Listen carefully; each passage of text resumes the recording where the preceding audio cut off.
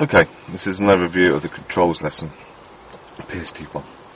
So the main thing with the controls lesson is that you're going to drive there, so do remember that please, because it could all go pear-shaped. And the briefing is not done in the test centre that I know of. It may be different in your local test centre, so ask your trainer, but always, as far as I'm aware, it's always done away from the test centre, which means you're driving somewhere. So obvious, but please drive in a correct manner, think on your part 2 again, and do it as you should be doing it.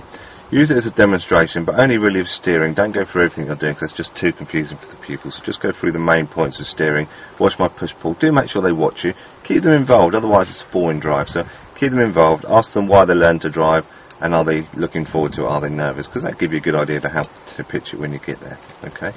Quite important, when you're going to pull up at the suitable area, which won't be that far from the test centre, it's important to keep control, because I have known the examiners try to get out of the vehicle while it's still moving, not at 30 miles an hour, but it's just coming to a stop.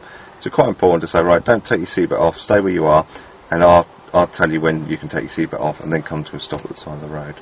Then ask them to take their seatbelt off, and tell them how to do it, and go through all the things to do before you get out of the vehicle. On these sections I'm not going to go through all the detail, I'm just going to give you the main points you need to remember. So make sure you get them to look behind them, etc. before they get out. Get them round into the driver's side of the car, and the most important thing here is to tell them not to touch or fiddle, because if you don't do that, before you know it, and it has been known for an examiner to drive off, so please take your keys out. If you don't take the keys out, so it has been known for an examiner to drive up the road and you're stood there like a lemon on the pavement. That's not a good start, is it really? So make sure you take the keys out, ask them not to touch or fiddle, so don't release the handbrake and run you over when you're going back, when you're walking behind the car or something. And half shut the door. If you look at other videos, you'll see why we half shut the door. I'm not going to go into all that now, okay? And then get into the car, introduce yourself, and then start your lesson. Go through the main points, so the D-SM, or some trainers do it slightly different to that, but the cockpit drill, the main cockpit drill, go through all that. And the bit that I think is a little bit different that I do that a lot of trainers don't do is at the end of that phase, cockpit drill, is to consolidate, to ask them 2 questions for each part. So, whose responsibility to shut the doors? How do you make sure they're shut? So how do you check the seat is in the correct place, and how do you check it's not going to move when we move off, etc, etc, etc. And the reason for that is that at the end of each phase is that it makes sure that they've understood it, so they've learnt it. And if you go through each phase like that, then you have to pass in the controls lesson. It gives the examiner the opportunity to go, oh yeah, I don't know that, I'm not sure, and you can then fill in the gaps. You don't go on until you've got that bit sussed. And I have known it where pupils got as far as the mirrors, and the examiner's been playing them up something chronic, not remember anything they've been told, and they haven't got any further than the mirrors. They've got a 5. So it's not how far you go, it's whether there's a detail and whether the pupil or examiner understands it. If they learn something and enjoy the lesson, you pass. That's the bottom line. So make sure they've learned something. We don't do this on any other subject, because the consolidation is the moving part on other subjects, but we don't do a moving part here, so it's quite important that you think about that and do that. Then you go on to the foot controls, accelerator, brake, clutch. Get them to play with them, but under your guidance and control, because they're going to pump the brake and gas up and down and use the wrong feet and stuff like that. So keep your feet away from the pedals, cover the brake. This is covering the brake. Press it down what you think is the width. Well, that's enough. Don't go into widths of a coin and centimetres too much, but keep control of them. Don't let them pump up and down and stuff. Just keep control of them. Explain what they do and explain how we do them. So the accelerator is pressed very gently, and that makes the car go and slow down if you come off it, engine braking. The brake lights at the rear of the vehicle, the dual braking system. If you're not sure what I'm on about, looking at essential skills, it's important you mention the dual braking system. Not dual controls, dual braking system. Okay, so make sure you mention that. And then the clutch, how that works. Try to keep it in quite a simple form, and there's a demonstration of me doing it on the website somewhere.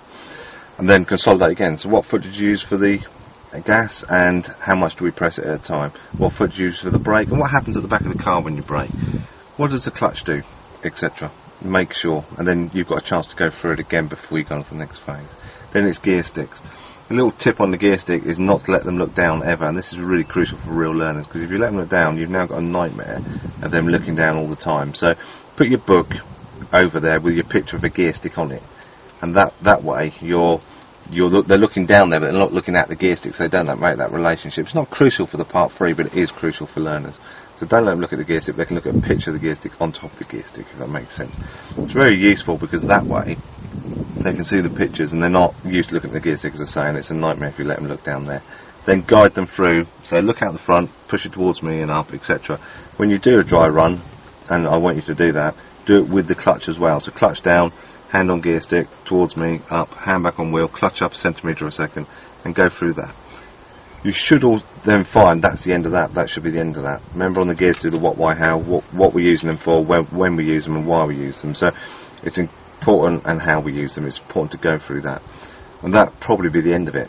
And if the time runs out at that point, not a problem at all. Absolutely not a problem, unless you've just waffled on. But detail's important here. This person's not going to come back to this again. So they've got to understand the basic principles of controls of the vehicle and what they do and how they can help them. Then if you get time, you go onto the handbrake, button in and out, and get them to put the foot brake down, because they've done the foot brake earlier. So get them to do that, don't do that themselves. So it's important, the controls lesson, just to sum up, you can control them, and there's not too many times they can get away from you. They will try and do, and you've still got to identify, you've still got to spot, analyse and correct faults. So it's important that you look to make sure they're using the right pedal, the right foot on the right pedals, they're using the right lever to adjust the seat belt's not twisted, that they clunk it into place, and all those things. Okay, so make sure you really watch them, because it's easy for them to get away from you here, because on the move it's obvious if they don't brake. It's not obvious here if I'm braking with my left foot or pressing the gas instead of the brake, unless you watch me. So really crucial you watch me. But if you get controls lesson as on your test, then you shouldn't go too far wrong. But the main problems are people rushing through and trying to get the whole thing done. Remember, that's not the aim here. So it's important to remember that on the part 1, it's half an hour and a half or 2 hour lesson. It doesn't have a beginning, a middle and an end. It has a beginning, possibly a middle, and then you finish. Okay, which is slightly different on the phase 2. Okay, thank you.